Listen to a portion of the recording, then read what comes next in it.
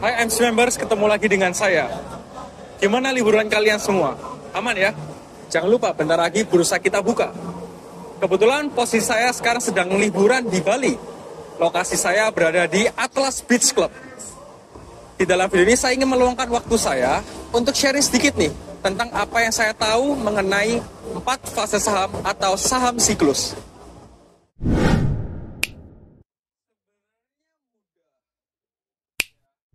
Empat fase saham ini perlu kita ketahui, terutama kita sebagai investor. Jangan sampai kita sudah mengetahui PBV, ROE, EPS, tapi kita lupa nih dengan fasenya. Fundamental sebagus apapun, kalau fase kita salah, time holding period kita akan kacau. Kita akan kalah di waktu. Jadi akan saya bantu untuk bahas nih, apa aja 4 fase ini. Pertama adalah akumulasi. Akumulasi adalah di mana proses bandar sedang melakukan pengumpulan barang secara banyak-banyaknya sesuai dengan kapasitas dana yang dia punya. Seumpama nih, bandar A lagi ngumpulin barang di mana posisi harga sedang rendah. Biasanya pergerakannya pun juga sideways, pergerakannya ranging, ya kan?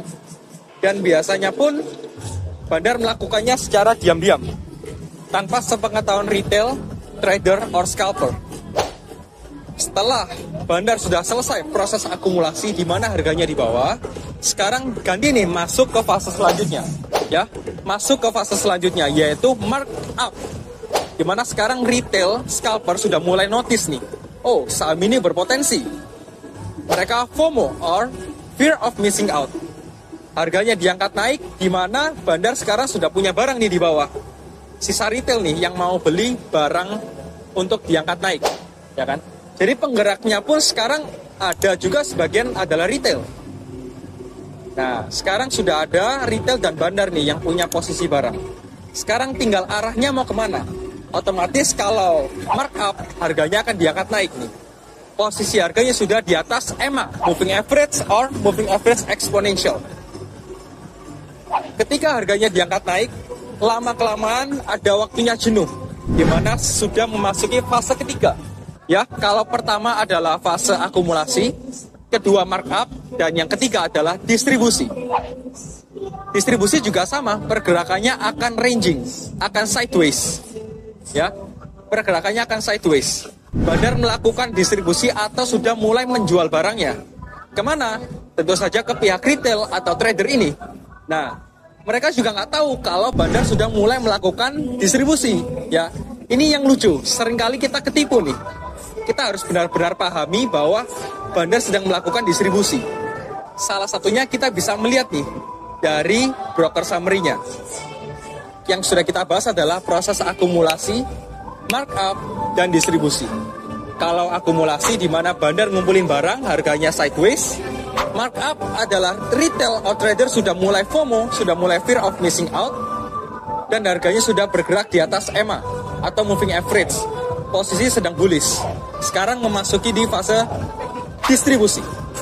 Fase ketiga, yaitu bandar sudah mulai melakukan penjualan barang ke pihak retail or trader. Harganya akan ranging dan sideways, tapi posisinya sudah di atas. Kalau akumulasi posisinya di bawah, kalau distribusi posisinya di atas. Paham ya sampai sini? Belum sampai sana. Karena kalau proses distribusi, biasanya harganya belum turun terlalu dalam, belum jatuh terlalu dalam. Sekarang ada fase terakhir, yaitu fase markdown. Di mana bandar sudah selesai nih, sudah selesai jualan barangnya. Sekarang sisa retail or trader. Jadi penggeraknya pun sekarang bukan bandar, melainkan retail or trader. Semua barang bandar sekarang sudah berada di retail. Yang tadi FOMO sekarang ketakutan nih, karena penggeraknya sendiri retail. Di mana retail punya strateginya masing-masing kan. Terlalu banyak retail atau individu yang memiliki strategi masing-masing. Sehingga banyak terjadinya panic selling, harganya pun akan drop. Nah, dari sini teman-teman sudah bisa tahu bahwa memang sebegitu pentingnya kita untuk lihat fase saham. Jangan sampai ketika kita beli emiten saham, harganya itu atau fase yang kita masuk itu sedang di fase distribusi. Kita akan kalah di waktu, guys. Kita akan kalah di waktu. Kalau kita beli di waktu distribusi, meskipun fundamentalnya oke, ya, meskipun fundamentalnya oke. Kalau fase distribusi, kita akan hold terlebih dahulu. Saham kita akan mengikuti fasenya, di mana kita akan floating loss terlebih dahulu. Kalau kita bisa masuk, at least ketika bandarnya sedang akumulasi di bawah, ya jauh lebih bagus kan. Nah, itulah yang ingin saya sharing di sini, ya kan? Teman-teman harus paham bahwa 4 fase saham ini benar-benar perlu kita perhatikan kalau kita mau menang di waktu. Oke? Mungkin video ini akan saya buat dadakan ya, karena ini waktu yang saya luangkan di holiday saya. Semoga saja 4 fase ini teman-teman bisa pahami. Dimana kalau akumulasi adalah proses benar ngumpulin barang, posisinya sideways, dan harganya ranging. Kalau markup, harganya sudah bullish, harganya di atas moving average. Dan FOMO, retail trader sudah FOMO. Terakhir ada distribusi, sebelum markdown ada distribusi, yaitu bandar sedang melakukan peredaran barang. Harganya dijual kemana? Ke retail trader kita ini, ya kan? Jadi jangan sampai ketipu tuh, jangan sampai ketipu. Setelah itu markdown, di mana bandar sudah selesai barangnya sudah habis, dan sekarang tinggal pihak retail, ya, pihak retail yang pengendalinya. Banyak terjadi panic selling karena apa? Strateginya beda-beda. Oke? Dari sini kita sudah pahami bahwa memang saham itu bukan karena fundamental atau teknikalnya. Kita juga harus tahu fasenya. Dan jangan lupa, saham siklus ini juga dipengaruhi dengan kondisi ekonomi kita. Sangat dipengaruhi. Ya, terutama kalau kita lihat sebagai contoh batu bara tuh. Pada saat Perang Dunia Ketiga tuh, antara Ukraina dan Rusia. Banyak yang butuh batu bara, ya. Itu saham siklus itu. Ketika banyak yang perlu batu bara karena perang, harganya naik. Dan bandar pun juga sudah ngumpulin barang, dia sudah akumulasi, ya. Dia sudah akumulasi di bawah. Para retail atau scalper itu sudah mulai masuk, ya. Dia sudah mulai masuk dan FOMO. Ketika harganya diangkat naik, sebagai contoh sekarang nih, harganya sudah diangkat naik, ya. Bandar sedang melakukan distribusi sekarang. Sebagian didistribusi, sebagian didistribusi. Sekarang tinggal akhirnya di fase keempat, markdown. Kita nggak tahu kapan markdown ini. Ketika bandar barangnya sudah habis dan didistribusikan semua, tinggal retail atau trader yang penggeraknya. Di fase inilah markdown terjadi. Oke, markdown terjadi dan terjadinya panic selling. Harga akan jatuh cukup drastis, terutama di saham siklus, ya. Teman-teman harus pahami. Sekarang sebagai contoh BCA. Kenapa BCA juga termasuk saham yang cyclical, ya, karena dia dipengaruhi dengan kondisi ekonomi, ya. Kalau ekonomi kita kurang baik, sebagai contoh COVID-19, itu kan sahamnya jatuh semua.